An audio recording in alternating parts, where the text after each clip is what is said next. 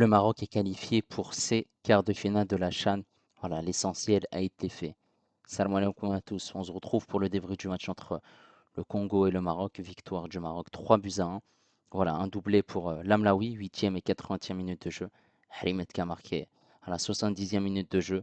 Et pour cette équipe du Congo, eh ben, c'est Kitam Balabola qui a marqué à la 43e minute de jeu et qui avait égalisé. Merci aux personnes qui étaient présentes avec moi en live pour suivre ce match. N'hésitez pas à liker et à vous abonner si vous êtes nouveau. 6 tirs pour le Maroc, 4 tirs cadrés pour cette équipe du Congo, c'est 14 tirs, 3 tirs cadrés. On voit voilà, une grosse domination en termes d'occasion pour cette équipe du Congo. La possession est plutôt partagée entre les deux équipes, 52% pour le Maroc, 48% pour le Congo. 362 passes pour le Maroc, 343 pour le Congo, 78% de précision de passe pour le Maroc, 79 pour le Congo, 13 fautes pour le Congo, 14 pour le Maroc, 2 cartons jaunes pour le Congo, 3 pour le Maroc. Il y a eu 2 hors-jeu pour le Congo, 4 pour le Maroc, 3 corners pour le Maroc et 5 pour le Congo. Et là, on est parti en image pour les 4 buts du match. Concernant la composition d'équipe de cette équipe du Congo, bah, c'est un 4-2-3-1. Pour cette équipe du Maroc, c'est un 4-3-3. Voilà, Assal est blessé. Fin de compétition pour lui, tout comme Mouloua. C'est donc voilà, un changement et Arassi qui le remplace. Et forcément, eh ben, il y aura une très très belle entame de match dès la 7e minute de jeu. Un long ballon sur ce côté gauche, un centre et un but à la conclusion de l'Amlaoui. Ça fait déjà 1-0 au bout de 7 minutes de jeu. L'entame est parfaite. Bravo. La joie des Marocains. Par contre, t'encaisses un but en fin de première mi-temps et ça te met un coup au moral. Voilà, un centre, la déviation de la tête d'un joueur marocain et il y a juste un Congolais derrière qui a pu qu'à tirer et à marquer. La défense a été mal organisée sur ce coup-là et ça fait un partout. Réduction du score. Ça met cette équipe du Congo en confiance pour cette deuxième mi-temps. Et cette équipe marocaine doit se reprendre. Et en deuxième mi-temps, eh ben, cette équipe du Congo va marquer, sauf que ce sera refusé pour une position de hors-jeu. Et il y aura un penalty pour cette équipe du Maroc. Pourtant, l'arbitre ne l'a pas sifflé au départ, jusqu'à que la VAR l'a appelé. Et ça, c'est problématique. On le remarque très très souvent, surtout dans le football africain, que à chaque fois l'arbitre laisse le jeu se faire et pour lui, il n'y a pas de penalty. En fait, si la VAR n'était pas là, il n'y aurait pas eu de penalty. Et ce genre d'action, ça existait bien, bien, bien avant. Vu qu'il n'y avait pas la VAR, bah, malheureusement, il n'y avait pas de penalty. Et là, on le voit très très bien que le numéro 12 du Congo, eh ben, il marche sur le pied du joueur du Maroc. Donc, ce qui est tout à fait normal et logique qu'il y ait penalty. L'arbitre l'accorde et c'est Harimat qui va s'en charger. Il le tire parfaitement, un contre-pied, ça fait but. Et ça fait du coup avantage au Maroc, 2 buts à 1, la joie des Marocains. Quelques minutes après, eh ben, il y aura ce décalage sur le côté droit avec un centre, un contrôle de l'Amlaoui, la frappe et ça fait 3-1 pour cette équipe du Maroc. Voilà, ils ont fait l'essentiel, un doublé l'Amlaoui, un but de Harimat sur penalty. Ils sont qualifiés en quart de finale. L'entame de match est très très intéressante parce que tu rentres directement dans la rencontre en marquant ce but. Voilà, un centre de Blamri, passe décisif pour l'Amlaoui. Bravo, il n'y a rien à dire. Par contre, il faut souligner que on a vu durant les 20 dernières minutes de cette première mi-temps, il y a eu un petit relâchement et cette équipe du Congo s'est procuré énormément d'occasions. Et beaucoup d'occasions qui auraient pu finir au fond. Et forcément, tu te mets à chaque fois en difficulté. Cette équipe du Maroc a très peu d'occasions, c'est compliqué et on l'a vu. Il y a eu un relâchement et cette équipe du Congo bah, a fini par marquer, ce qui est tout à fait logique parce que cette équipe du Maroc concède, concède, concède, elle n'arrive pas à attaquer. En plus, elle défend très mal et donc elle laisse le champ libre à cette équipe du Congo d'égaliser. Et chose faite, un partout à la mi-temps. Et là, tu te remets en question puisque c'est une place qui est en jeu, cette qualification pour les quarts de finale et forcément à une deuxième mi-temps où tout n'est pas parfait. Et on voit une équipe du Congo qui domine, qui a les occasions, qui essaye de faire quelque chose dans l'engagement, dans le rythme, dans l'envie. Forcément, tu te poses des questions parce qu'au bout d'un moment, voilà, il n'y a que un partout. Cette équipe du Congo qui peut revenir à 2-1, Heureusement qu'il y a ce penalty converti par Harimet. Bravo à lui.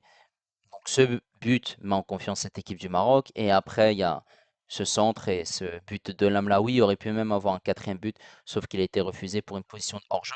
Voilà, la fin de deuxième mi-temps, la fin de match, globalement, a été plutôt maîtrisée par cette équipe du Maroc.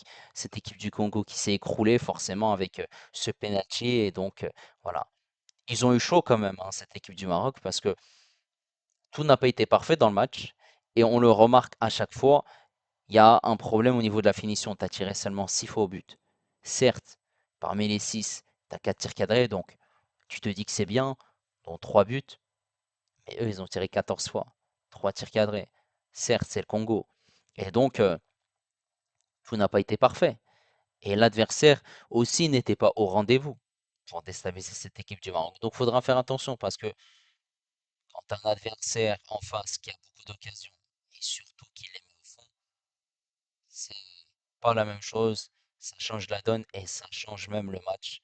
Tu aurais pu le perdre. Donc, il faudra faire attention au fur et à mesure de la compétition. Voilà.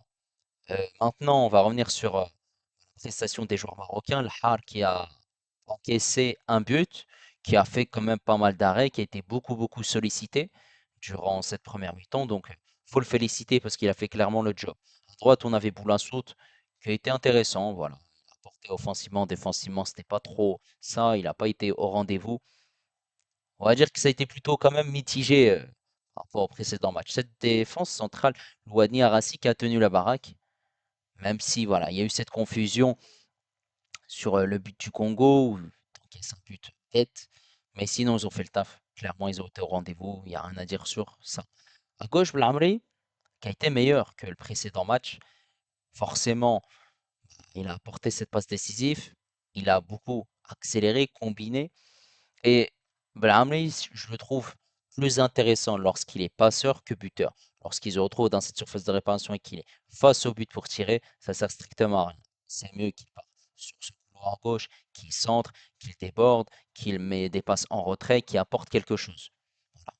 De par ce qu'il fait, au lieu qu'il tire, puisqu'on a vu que, voilà, lors du précédent match, que ça a été compliqué pour lui de tirer. Voilà, c'était contre la Zambie malgré cette victoire 3 buts à 1. On a vu que voilà, c'est mieux qu'il soit passeur que buteur. Prestation très intéressante pour Blakely. Au milieu de terrain, Harimet qui a été au rendez-vous, qui a transformé ce penalty, qui a été décisif, qui a été aussi intéressant dans ce milieu de terrain, même si par moments ils étaient débordés avec Bache, mais sinon il a fait son match. Voilà, techniquement c'était très intéressant. Il a récupéré des ballons, il a été au four et au moulin. J'ai bien aimé son match. Côté d'un Bache qui a eu du déchet technique, qui aurait pu faire largement mieux, mais qui a été intéressant dans le contenu. Et c'est ça qu'il faut retenir parce que il reste malgré tout un élément intéressant dans ce milieu de terrain. Et ensuite, en attaque, on avait du coup Aïtoua Khan aussi qui venait par moment compléter ce milieu de terrain et qui par moment était aussi plus haut. Il s'est beaucoup démené, voilà, on le voyait souvent au milieu de terrain, souvent aussi à gauche, à droite. Bref, offensivement, il était beaucoup présent. Sauf que tout n'a pas été parfait parce que, voilà, il y a du déchet technique, il y a de l'envie, certes, mais quand on voit au tableau d'affichage et surtout au niveau des statistiques, qu'il y a eu très peu d'occasions, là on se pose des questions. Ensuite, on a du coup une attaque avec Riahi, Meri et Lamlaoui. Déjà, je vais parler de Lamlaoui qui a mis un doublé, qui a été très intéressant. Renard des surfaces, premier but, tac, il coupe la trajectoire. Le deuxième, il est là, le contrôle, la frappe. Bravo, il a fait le travail qu'il fallait. En plus de ça, il fait les retours défensifs. Il a été pertinent, intéressant dans le jeu, dans les combinaisons aussi. J'ai très bien aimé son match. Par contre, voilà, certes, tu as cette passe décisive de Meri, ok, bien joué à lui, il y a ce débordement, mais je trouve que Meri, tout comme Riahi, il y a beaucoup de débordements, beaucoup d'accélération. Voilà, il se projette très rapidement, mais il y a du déchet technique. Voilà, il y a de la réussite sur ce coup-là pour cette passe décisive, mais sinon, globalement, à chaque fois, c'est beaucoup de débordements, des centres manqués, beaucoup d'occasions manquées. J'ai l'impression ils ont tendance, les deux ailiers, que ce soit Riahi ou Meri, c'est presque la même chose, à avoir du déchet technique et à surtout s'illustrer de manière individuelle. Et ça, c'est pas bon. Riahi aussi qui débordait sur ce côté gauche, qui rentrait dans cette surface de réparation, qui centrait, qui frappait. T'es en équipe. Et prochain match contre la Tanzanie, il faudra être très fort pour gagner cette rencontre, sachant que eux, ils jouent à la maison. Et tu joues contre la Tanzanie, un adversaire qui n'est pas incroyable sur le papier, mais il faudra se méfier. Et oui.